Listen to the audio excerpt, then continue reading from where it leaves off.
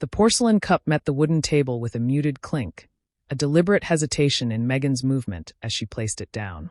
The cafe hummed with quiet conversation, the occasional scrape of a chair against the floor, the distant hiss of steaming milk. It was their spot, the place where countless mornings and late afternoons had been spent, where laughter had once lingered between sips of coffee. She had chosen it with purpose, this familiar battlefield where she anticipated victory, where she expected to reclaim the upper hand. "Maybe we need a break," she said at last, her voice carefully balanced between uncertainty and resolve. She wanted it to land like a challenge, like bait. Jason barely reacted. His dark eyes lifted from his coffee, studying her for a fleeting moment before he simply nodded. No hesitation, no confusion, just quiet acceptance. Megan's chest tightened. This wasn't how it was supposed to go. "I just think we need some space," she pressed on, searching his face for some flicker of emotion, some proof that she still mattered. To figure things out. Jason exhaled softly, as if weighing the words, then gave a small, indifferent shrug. "If that's what you want." She blinked. He was supposed to frown, to reach for her hands, to plead for understanding. She had seen it before, in past lovers, in old boyfriends who stumbled over themselves to keep her from slipping away. She had expected that urgency, that desperation. But Jason merely leaned back in his chair, took another sip of coffee, and gazed out the window as though this conversation had already ended. A hollow ache settled in her stomach. "So, I guess we'll see," she said, forcing a lightness into her tone. Jason set his cup down. "Sure." She hated how steady he was. How unshaken. She reached for her phone, pretending to check a message, grasping for something, anything, to fill the silence stretching between them. This wasn't what she had planned. "You're not going to ask me to reconsider?" she asked finally, her voice edged with something close to disbelief, wrapped in a weak attempt at teasing. Jason lifted a brow, the barest trace of amusement flickering across his face. "Why would I?" Her lips parted, but no words came. "If you're already halfway out the door, Megan," he continued, his voice calm, steady, "what's the point of me trying to pull you back in?" The breath caught in her throat. The script she had written for this moment unraveled before her eyes, slipping from her grasp like sand through her fingers. She forced a small laugh. "Wow, that's cold." Jason didn't flinch. "No, it's honest." He glanced at his watch, then back at her. "Are we done here?" Megan swallowed. "Yeah," she murmured, though nothing about it felt finished. A week later, she walked into the cafe again. The same scent of roasted coffee beans filled the air. The same warm light cast golden hues over polished wooden tables. But something was different. Jason wasn't alone. Megan froze just inside the entrance, her breath catching in her throat. He was seated at their usual table, but across from him sat another woman. Sophia Bennett. The name struck her like a memory just out of reach, familiar yet unimportant. At least, she had always thought so. But as Megan took in the scene before her, her pulse quickened. Sophia was striking in a way that required no effort, no exaggeration. There was nothing forced about her presence, nothing desperate in the way she occupied the space across from Jason. She wasn't trying to command attention, yet she had it effortlessly. And Jason was laughing. Not the polite, half-hearted chuckle he gave in awkward company. Not the forced amusement of someone trying to ease tension.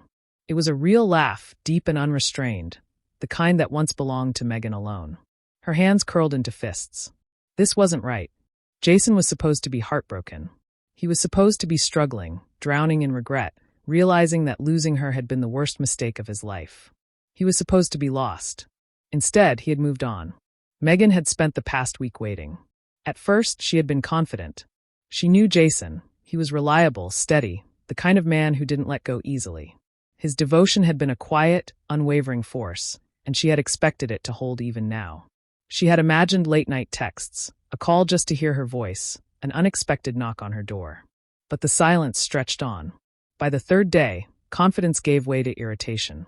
She found herself unlocking her phone without thinking, scrolling through messages, frowning at the unchanged thread. Nothing. No missed calls. No unread texts. His name remained untouched. By the fifth day, the sinking feeling in her chest became impossible to ignore. She checked social media, something she never did, something she told herself she didn't care about. Jason rarely posted, but maybe, just maybe, she'd catch a glimpse of him through mutual friends. What she found made her stomach turn. He wasn't moping. He wasn't lost in heartbreak. He was fine. A photo from a weekend gathering. Jason leaning against the bar, a drink in hand, laughing with his friends. He looked at ease, completely unaffected. There was no quiet devastation in his expression, no hint of sorrow lingering in his posture. Megan clenched her jaw, locked her phone, tossed it onto the couch. Fine. If he wanted to play it cool, she could too. But the silence gnawed at her, an unrelenting whisper of doubt. She had wanted space, not indifference. She had wanted him to fight for her, to prove she had been worth keeping. Instead, it was as if she had never mattered at all. On the 7th day, she couldn't take it anymore. She returned to the cafe, expecting ghosts, expecting echoes of their last conversation to haunt the air. But instead, she found Jason, alive, present, engaged in effortless conversation with Sophia. And suddenly, the breath in Megan's lungs felt too tight. Jason had always been predictable, steady in a way she had once taken for granted. She had assumed that even if she pushed him away, there would be some hesitation, some lingering sadness. But there was none. He wasn't drowning in memories, wasn't waiting for her to come back and make things right. No, he was here, now leaning slightly toward another woman, his expression light and open in a way that made something deep in Megan twist. Sophia. The name pulsed in her mind, the realization sinking in. She had always been there, on the periphery, a friend of a friend, someone Megan had dismissed. But as she watched them now, she saw what she had never noticed before. Sophia wasn't performing. She wasn't trying to impress Jason with exaggerated gestures or carefully curated charm. She was simply there, entirely herself. And Jason was drawn to her. Megan's chest tightened, a hollow ache blooming where certainty had once lived. For the first time since she had uttered the words, "Maybe we need a break," she felt something she had never expected. Regret. James reluctantly attended his wife Emily's annual office gathering, held at an upscale rooftop venue in the heart of downtown Chicago. The city skyline sparkled in the background as well-dressed professionals in tailored suits and elegant cocktail dresses mingled, exchanging laughter and toasts. Yet, amidst the lively chatter and clinking glasses, James felt completely out of place. A hard-working small business owner, he had never been comfortable in corporate settings, unlike Emily, who thrived in them. This year, she had been unusually excited about the event, spending extra time perfecting her appearance, dismissing his casual inquiries about the guest list with a vague smile. Now, as he leaned against the bar, nursing his drink, he couldn't help but notice how effortlessly she moved through the crowd, her laughter ringing out as she charmed her colleagues. What unsettled him wasn't just her ease in this environment. It was the way she barely acknowledged his presence, as if he were merely an afterthought. A subtle but undeniable sense of distance churned within him, something he had never felt so strongly before.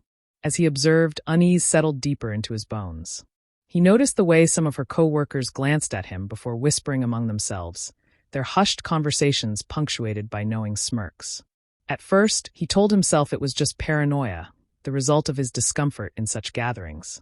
But the more he watched, the more apparent it became. There was something they all knew, something he didn't. Then, Emily approached him, but she wasn't alone.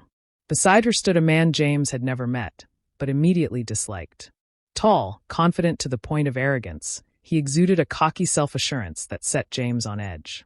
The man's name was Jake, and something about the way he stood just a little too close to Emily, the way his hand casually rested on her back as they spoke, sent warning signals through James's mind.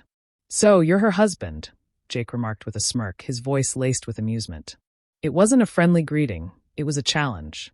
Before James could respond, Jake turned to Emily with an air of entitlement. "I'm going to dance with her now." James expected Emily to laugh off the audacity of the statement, maybe even glance at him for reassurance. Instead, she merely smiled and shrugged, her words slicing through him like a blade. "You don't need his permission." Her voice was light, dismissive, as though the man she had vowed to love and honor meant nothing in that moment.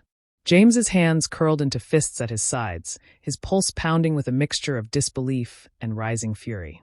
He had never felt so disrespected, so utterly invisible. The ease with which she disregarded his feelings stung deeper than he could have imagined. Yet, the worst was still to come.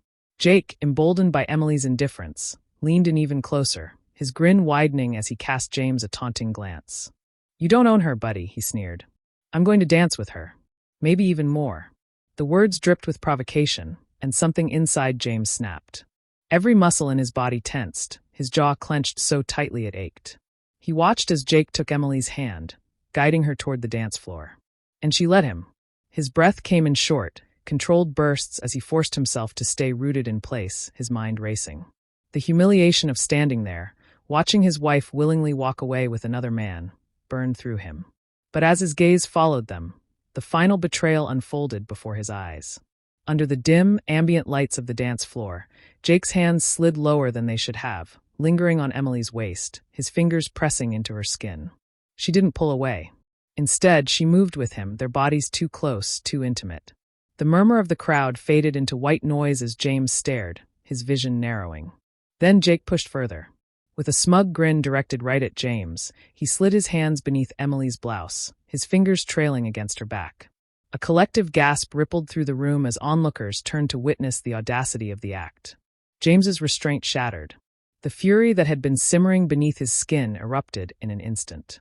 He stormed across the room, his voice trembling with controlled rage as he barked out a command. "Get your hands off my wife." The crowd parted, whispers of disbelief filling the space, but Jake merely smirked, his arrogance unwavering. "What are you going to do about it?" he challenged, tilting his head in mock defiance. James didn't hesitate. His fist connected with Jake's jaw in a single, precise motion, the impact sending him staggering backward, crashing into a nearby table. A stunned silence fell over the crowd, the music and laughter vanishing as all eyes locked on them. Jake groaned, clutching his face, the confidence he had paraded around all evening now crumbling. Security rushed in to de-escalate the situation, dragging him away as murmurs of disbelief spread through the guests. But the confrontation was far from over. Emily, who had remained silent throughout, suddenly erupted. Her eyes flashed with anger and something else, desperation. "What the hell is wrong with you?" she shrieked. "You've ruined everything." Not once did she acknowledge Jake's actions. Not once did she apologize. Instead, she shifted the blame entirely onto James, as if he were the villain in this humiliating spectacle. Her voice cracked with frustration as she berated him in front of her colleagues, accusing him of overreacting, of embarrassing her. The pitying glances from the crowd, the hushed whispers, it all compounded the brutal realization that this wasn't just about tonight. This was about everything. This was about a marriage that had long since fractured, and James had been too blind, or too hopeful, to see it. In the days that followed, the full truth came crashing down around him. The affair had not been a moment of weakness. It had been ongoing, a well-kept secret among Emily's co-workers, a betrayal that had turned him into the unwitting fool of the office. The humiliation of that night only deepened as James pieced together the extent of the deception. But with the pain came clarity. He refused to let Emily manipulate him into staying. Without hesitation, he filed for divorce, severing himself from the woman who had shattered his trust. The fallout was swift, word of the scandal spread, and the once admired Emily found herself shunned by colleagues who wanted no association with the disgrace. Jake, too, faced consequences. His reckless behavior at the party led to HR intervention, and within weeks he was fired. James, however, walked away with something far more valuable than revenge, his dignity. The betrayal had nearly broken him, but in the end, it had freed him. He learned the most crucial lesson of all. Self-respect is not something to be sacrificed for love. Looking back, he no longer sees that night as a moment of destruction, but as a turning point, a rebirth. He understands now that some endings are necessary, that walking away isn't weakness, it's power. He doesn't regret leaving. He regrets not seeing the truth sooner. And as he moves forward, one thought lingers in his mind, a truth carved into his very being. You can't control someone's loyalty, but you can control how much of yourself you're willing to lose for them.